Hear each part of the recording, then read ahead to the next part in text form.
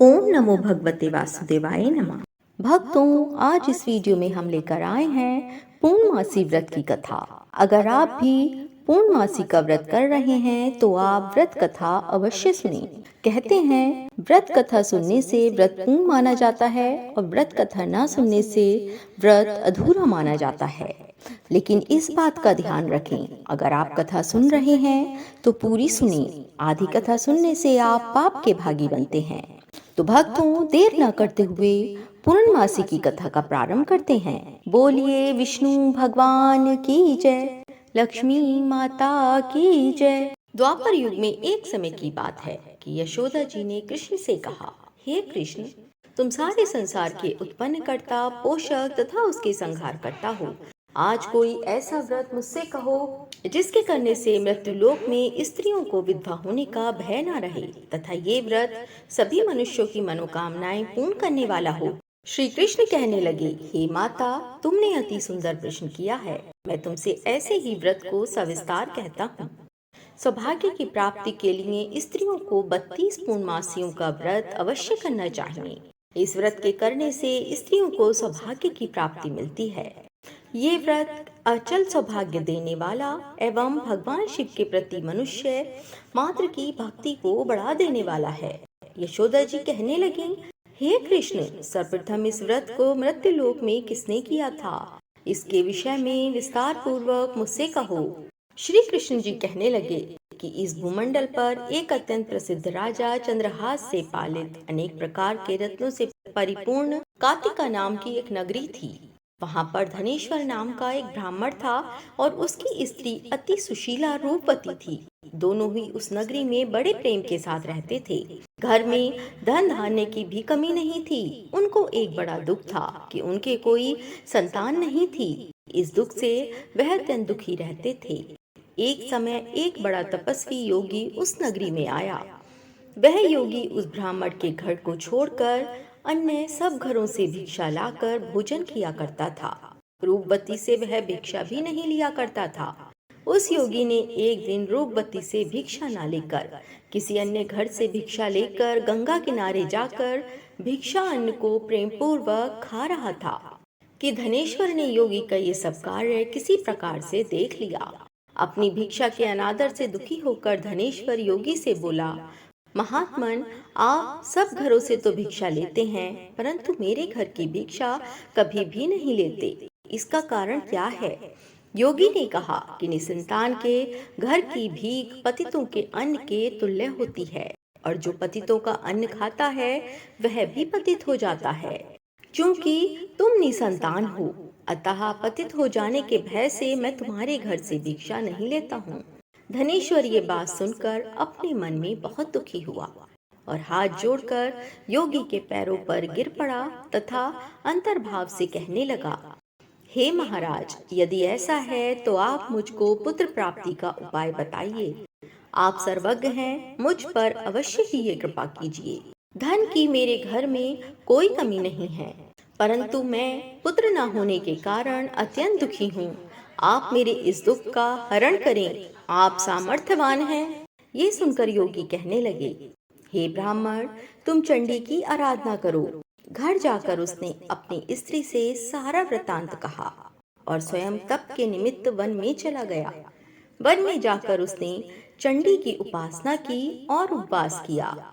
चंडी माँ ने 16वें दिन उसको स्वप्न में दर्शन दिया और कहा, हे धनेश्वर, जा तेरे पुत्र होगा, परंतु वह 16 वर्ष की आयु में ही मृत्यु को प्राप्त हो जाएगा। यदि तुम दोनों स्त्री पुरुष 32 पूर्णमासियों का व्रत विधि पूर्वक करोगे तो वह दीर्घायु होगा। जितनी तुम्हारी सामर्थ्य हो, आटे के दिए बनाकर शिव जी का पूजन करना, परंतु पूर्णमासी को 32 दिए जलाने चाहिए। प्रातः काल होने पर इस स्थान के समीप भी तुम्हें एक आम का वृक्ष दिखाई देगा। उस पर तुम चढ़कर एक फल तोड़कर शीघ्र अपने घर चले जाना। अपनी स्त्री से सब वृतांत कहना। ऋतु स्नान के पश्चात वह स्वच्छ होकर श्री शंकर जी का ध्यान करके उस फल को खा लेगी। तब शंकर भगवान की कृपा से उसको गर्भ हो जाएगा। जब वह ब्राह्मण प्रातःकाल उठा तो उसने उस स्थान के पास ही एक आम का वृक्ष देखा, जिस पर एक अत्यंत सुंदर आम का फल लगा हुआ था। उस ब्राह्मण ने उस आम के वृक्ष पर चढ़कर उस फल को तोड़ने का प्रयत्न किया, परंतु वृक्ष पर कई बार प्रयत्न करने पर भी वह नहीं चढ़ पाया। तब तो उस ब्राह्मण को बहुत चिंता हुई और विघ्न विनाशक गणेश जी की वंदना करने लगा। हे दयानिधे, अपने भक्तों के विघ्नों का नाश करके उनके मंगल कार्य को करने वाले, दुष्टों का नाश करने वाले, रिद्धि सिद्धि के देने वाले, आप मुझ पर कृपा करके इतना बल दें कि मैं अपने मनोरथ को पूर्ण कर सकूं। इस प्रकार गणेश जी की प्रार्थना करने पर उनकी कृपा से धनेश्वर वृक्ष पर चढ़ गया और उसने एक अति सुंदर आम का फल देखा। उसने विचार किया कि जो वरदान से फल मिला था वह ये है और कोई फल दिखाई नहीं देता। उस धनेश्वर ब्राह्मण ने जल्दी से उस फल को तोड़कर अपनी स्त्री को लाकर दे दिया और उसकी स्त्री ने अपने पति के कहे अनुसार ही उस फल को खा लिया और वह गर्भवती हो गई। देवी जी की असीम कृपा से उसे एक अत्यंत सुंदर पुत्र उत्पन्न हुआ, जिसका नाम उन्होंने देवीदास रखा। माता पिता के हर्ष और शोक के साथ वह बालक शुक्ल पक्ष के चंद्रमा की भांति अपने पिता के घर में बढ़ने लगा। भवानी माँ की कृपा से वह बालक बहुत ही सुंदर, सुशील और विद्या पढ़ने में बहुत ही निपुण हो गया।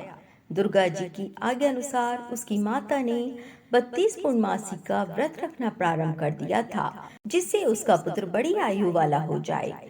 16वां वर्ष लगते ही देवीदास के माता पिता को बड़ी चिंता हो गई कि कहीं उनके पुत्र की इस वर्ष मृत्यु न हो जाए। इसलिए उन्होंने अपने मन में विचार किया कि यदि ये दुर्घटना उनके सामने हो गई तो वे कैसे सहन कर सकेंगे। इसलिए उन्होंने देवीदास के मामा को बुलाया और कहा कि हमारी इच्छा है कि देवीदास 1 वर्ष तक काशी में जाकर विद्या अध्ययन करे और उसको अकेला भी नहीं छोड़ना चाहिए। इसलिए साथ में तुम चले जाओ और 1 वर्ष के पश्चात इसको वापस लौटा लाना। सब प्रबंध करके उसके माता पिता ने काशी जाने के लिए देवीदास को एक घोड़े पर बैठाकर उसके मामा को उसके साथ कर दिया। किंतु ये बात उसके मामा या किसी और से नहीं कही। धनेश्वर ने अपनी पत्नी के साथ अपने पुत्र की मंगल कामना तथा दीर्घायु के लिए भगवती माँ दुर्गा की आराधना और पूर्णमासियों का व्रत करना आरंभ कर दिया। इस प्रकार बराबर 32 पूर्णमासी का व्रत पूरा किया। कुछ समय पश्चात एक दिन वह दोनों मामा और भांजे मार्ग में रात्रि बिताने के लिए किसी गांव में ठहरे हुए थे। उस दिन उस गांव में एक ब्राह्मण की अत्यंत सुंदरी, सुशीला, विदुषी और गुणवती कन्या का विवाह होने वाला था। जिस धर्मशाला के अंदर वर और उसकी बारात ठहरी हुई थी, उसी धर्मशाला में देवीदास और उसका मामा भी ठहरे हुए थे। संयोगवश कन्या को तेल आदि चढ़ाकर मंडप आदि का कार्य किया गया तो लग्न के समय वर को धनुर्वात हो गया। इसलिए वर के पिता ने अपने कुटुंबियों से परामर्श करके निश्चय किया कि ये देवीदास मेरे पुत्र जैसा ही सुंदर है, मैं इसके साथ ही इसका लग्न करा दूं और बाद में विवाह के अन्य कार्य मेरे लड़के के साथ हो जाएंगे। ऐसा सोचकर देवीदास के मामा से जाकर बोला कि तुम थोड़ी देर के लिए अपने भांजे को हमें दे दो, जिससे विवाह के लग्न का सब कार्य सुचारू रूप से हो सके। तब उसका मामा कहने लगा कि जो कुछ भी धन आदि कन्यादान के समय वर को मिले वह सब हमें दे दिया जाए तो मेरा भांजा इस बारात का दूल्हा बन जाएगा। ये बात वर के पिता ने स्वीकार कर लेने पर उसने अपना भांजा वर बनने को भेज दिया और उसके साथ सब विवाह कार्य रात्रि में विधि पूर्वक संपन्न हो गया। पत्नी के साथ वह भोजन न कर सका और अपने मन में सोचने लगा कि ना जाने ये कैसी स्त्री होगी। वह एकांत में इसी सोच में गर्म निश्वास छोड़ने लगा तथा उसकी आंखों में आंसू भी आ गए। तब वधू ने पूछा कि क्या बात है, आप इतने उदासीन व दुखी क्यों हो रहे हो।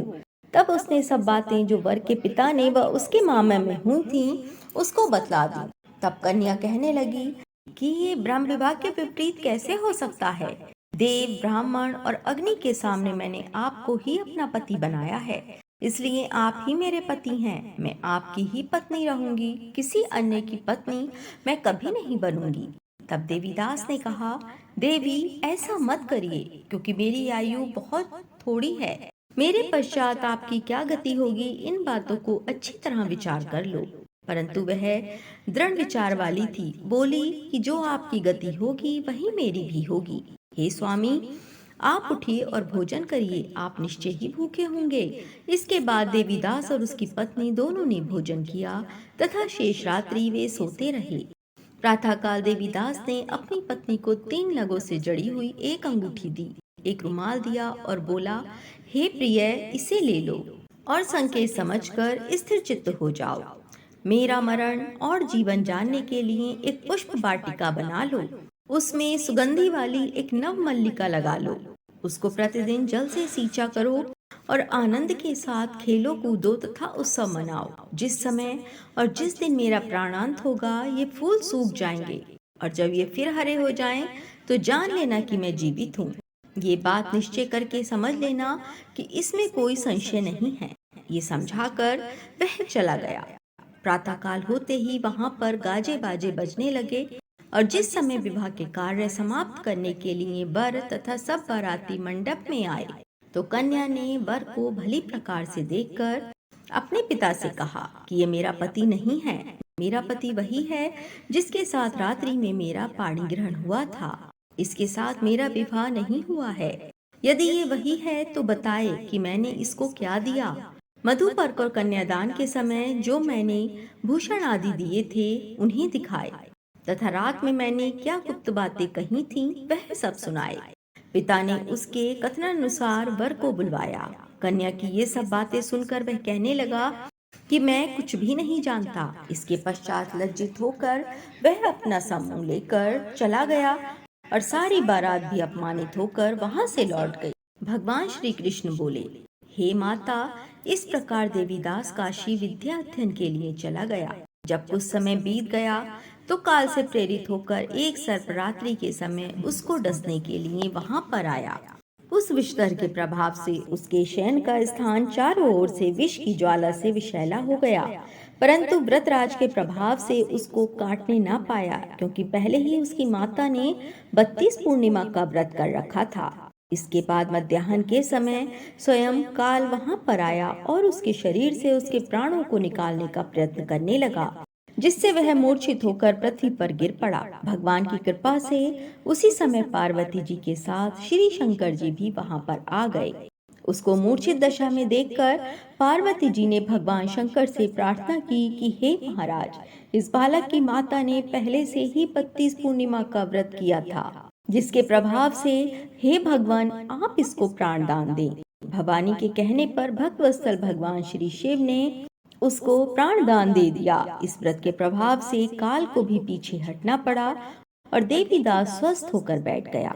उधर उसकी स्त्री उसके काल की प्रतीक्षा किया करती थी। जब उसने देखा कि उस पुष्प वाटिका में पत्र पुष्प कुछ भी नहीं रहे, तो उसको अत्यंत आश्चर्य हुआ, और जब वह वैसे ही हरी भरी हो गई तो वह जान गई कि वह जीवित हो गए हैं। ये देखकर वह बहुत प्रसन्न हुई और प्रसन्न मन से अपने पिता से कहने लगी कि पिताजी, मेरे पति जीवित हैं, आप उनको ढूंढिए।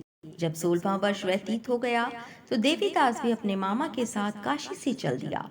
इधर उसे उसके ससुर ने ढूंढने के लिए अपने घर से निकल पड़े। वह दोनों अपने घर से थोड़ी दूर पर ही आए थे कि वह दोनों मामा भांजे वहां पर आ गए। उसको आया देखकर उसका ससुर बड़ी प्रसन्नता के साथ उसे अपने घर में ले आया। उस समय नगर के निवासी भी वहां इकट्ठे हो गए और सबने निश्चय किया कि अवश्य ही इसी बालक के साथ इस कन्या का विवाह हुआ था। उस बालक को जब कन्या ने देखा तो पहचान लिया और कहा कि ये तो वही है जो संकेत करके गया था। तदुपरांत सभी कहने लगे कि भला हुआ जो ये आ गया, और सब नगरवासियों ने आनंद मनाया।